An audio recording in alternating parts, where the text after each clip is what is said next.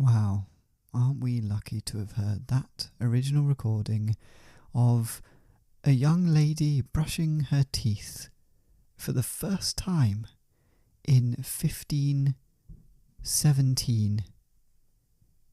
Of course, back then they used a stick with some bristles on it, and if you listen very closely, you can hear the ding after she's finished to suggest very bright white teeth.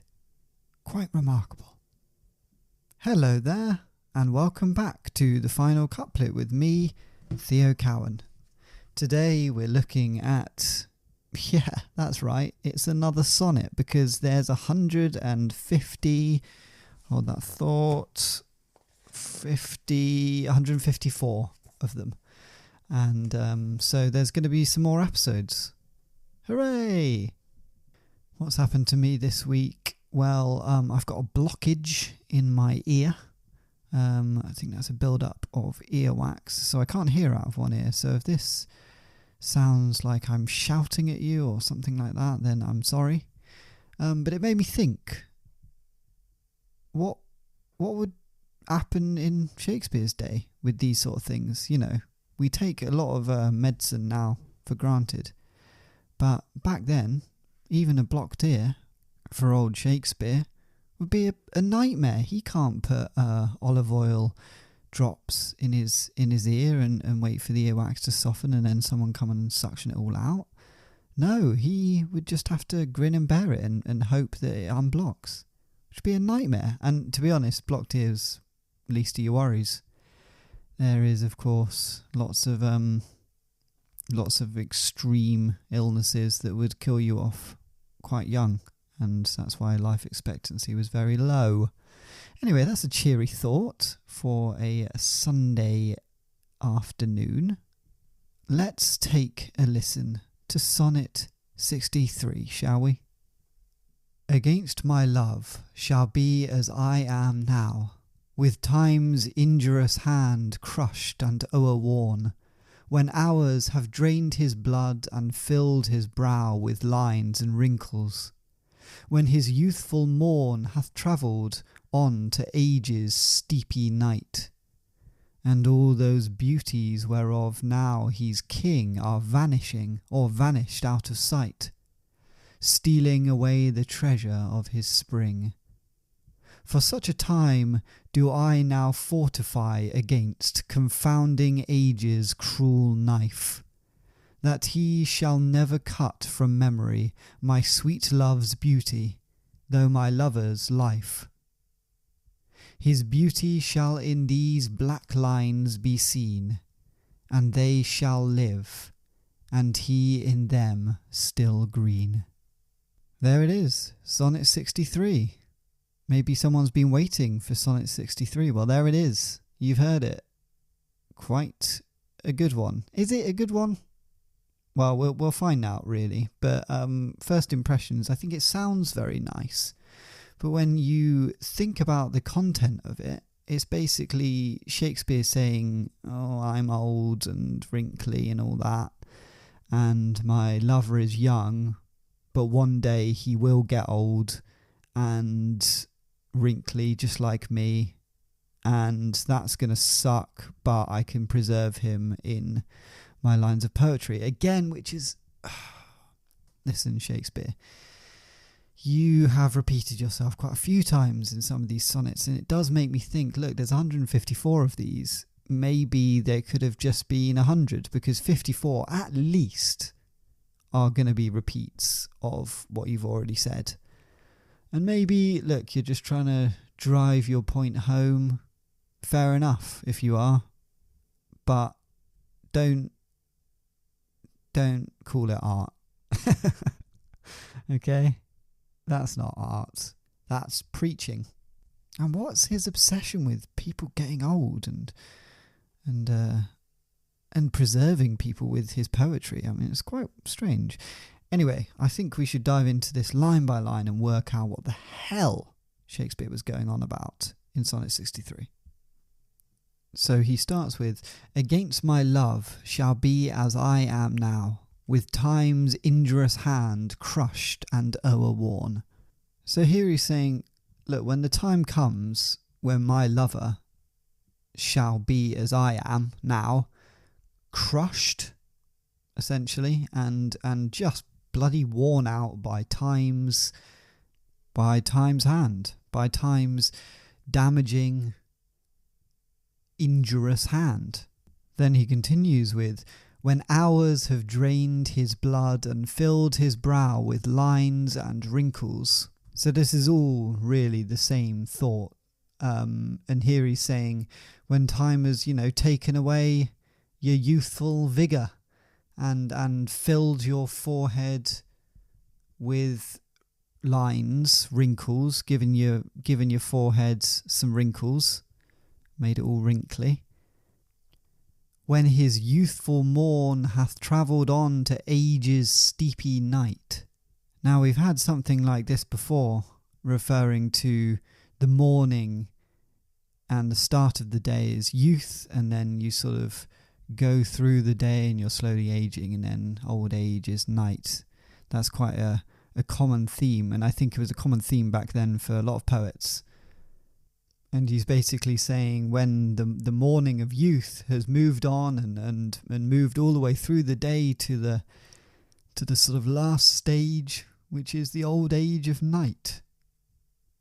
And all those beauties whereof now he's king are vanishing or vanished out of sight. Nice to have a little rhyme in there, isn't it, with night and sight. We don't always get it. We don't always get it in sonnets. Good to see a bit of a classic rhyme, night and sight. And here he's saying, when all that beauty that you now possess are vanishing or have vanished completely, stealing away the treasure of his spring. So that's time he's again referring to as the robber, and time would steal the treasure of his youth, of Shakespeare's lover's youth. So that's sort of the first section, and now Shakespeare's going to go on to talk about what he's going to do about this. For such a time do I now fortify against confounding age's cruel knife.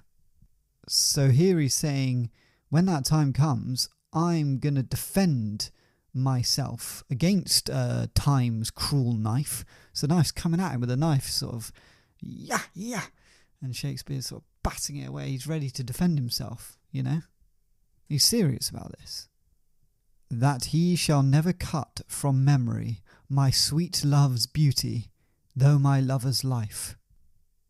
And so here he's saying Shakespeare is going to make sure that time, with his big old knife, is never going to cut his lover from Shakespeare's memory and the memory of his lover's beauty.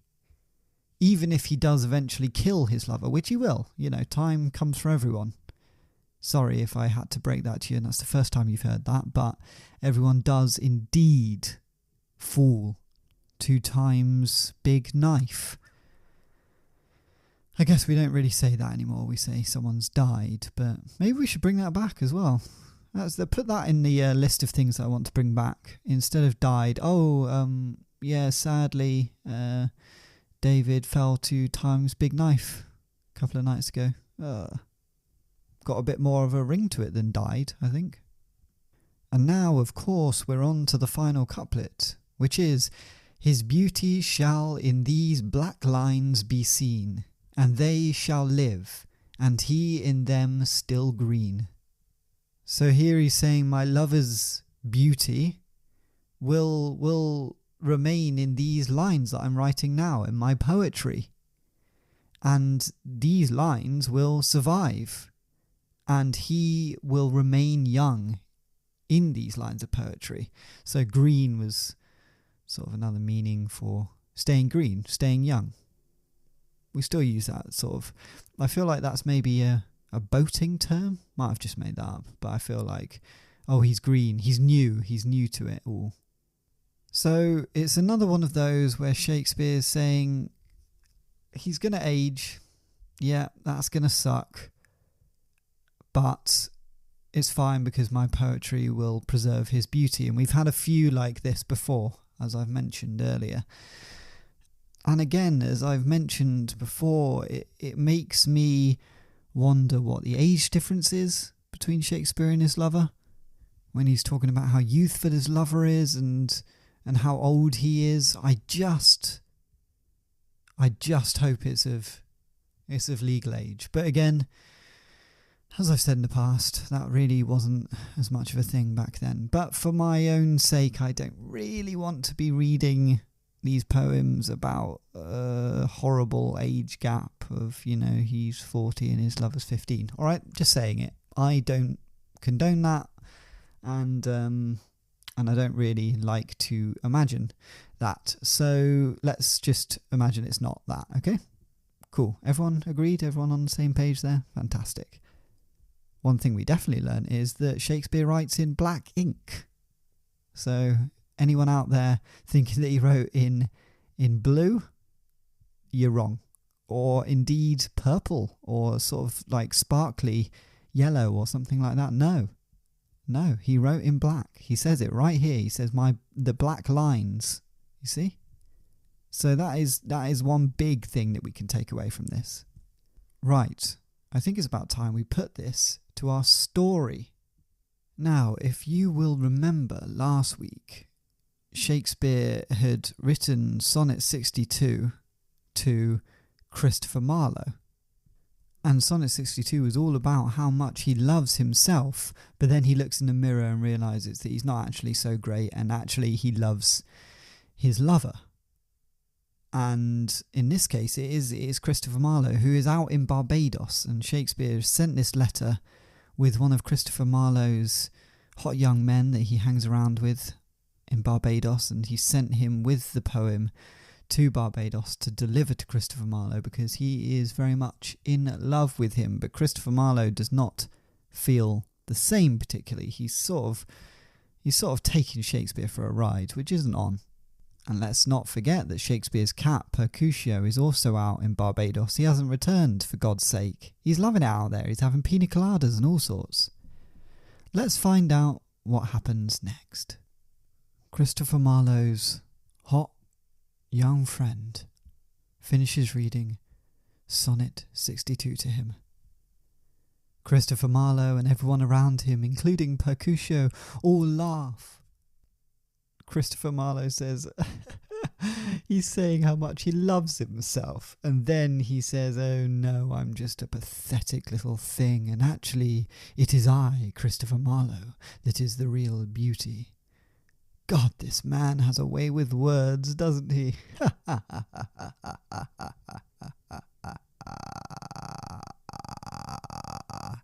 Christopher Marlowe was known for his strange laugh. And he said, "Well, men, I don't really know how to reply to a poem like this.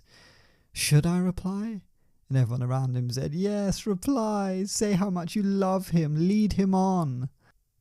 And Christopher Marlowe says, "You know what? Maybe I will." And he quickly scrawls something on the back of Shakespeare's sonnet.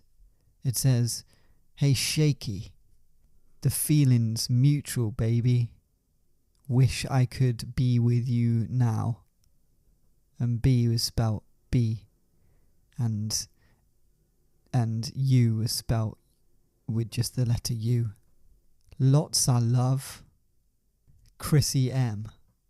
And he folded up the piece of paper, gave it to one of his men, and sent him on his way back to England to deliver his message to Shakespeare. Meanwhile, in London, Shakespeare was fretting. He was picturing Christopher Marlowe, so young, so beautiful, and he was worried that he would turn in to Shakespeare himself.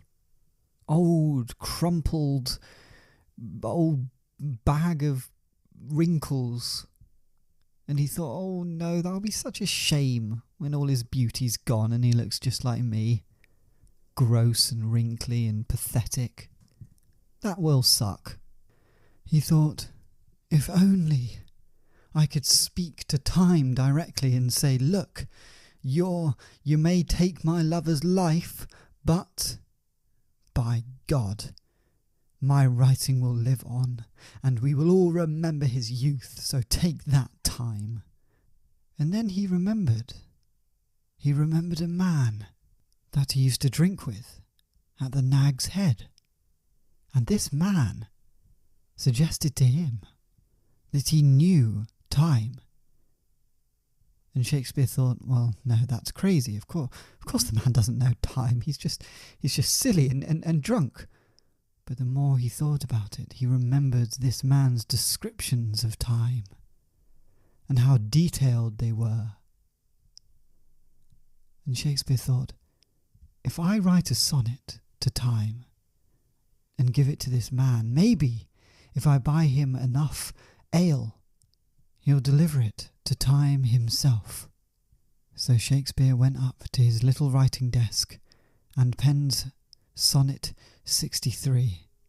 This sonnet would immortalise Christopher Marlowe's beauty, his youth, and tell time to back the hell off. Once he'd finished writing, he put on his big cloak and his little high heels and trotted off to the Nag's Head. The Nag's Head was busy. It was packed full of punters. He knew the man he was looking for, though, and he pushed between people, ducked under pint glasses and young men singing, flirting with women, until eventually he found the corner where an old man with a long white beard stood serenely. And Shakespeare went up to him and said, I don't know if you remember me. I'm Shakespeare. And the man said, yes, of course I remember you, Shakespeare. And Shakespeare said, oh, good. Hello. Well, look, I've got this sort of crazy request. Basically, you were saying a long time ago that you knew time. Do you know time? Why, yes. Of course I know time. Time is a good friend of mine. And Shakespeare said, great. Well, look, I've got this sort of sonnet that I need to sort of show time, to basically say, like, back off, and that, like, my poetry is going to make someone live longer than time. It's actually going to defeat time, and I feel like I just need to let time know that. And the old man said, well, I am the man to talk to, for I can deliver this sonnet to time. And Shakespeare said, oh, fantastic. How much, what do I owe you? Can I buy you a drink, or? And the man stopped him, put a finger to his lips, and said, the payment for time is time itself. And Shakespeare said, ah, yes, of course. Sorry, what does that mean? And the man said, you must stay and drink with me for 5 days straight, and only then will I deliver your sonnet to time. So Shakespeare said, okay, 5 days. Okay, what about sleep and stuff? And the man said, no, there will be no sleep. It will just be us and beer. And Shakespeare says, great, let's do it then. Cue a montage of this old man and Shakespeare having many beers, Shakespeare looking very bored, the two of them standing in awkward silence, the old man trying to tell a joke, Shakespeare not getting it, Shakespeare trying to tell a joke, the old man not getting it, Shakespeare crying, the old man not comforting him, until eventually 5 days had gone by. And Shakespeare said, I think that's it. Now, I think you can have the sonnet. Can I give you the sonnet to give to time? And the old man said, mm-hmm. And Shakespeare said, great, well, here it is. And the old man said, no. Time can't read. you must read to time. And Shakespeare said, well, yeah, but he's not here. And the old man said, let me invite him down. And Shakespeare said, oh, okay, great.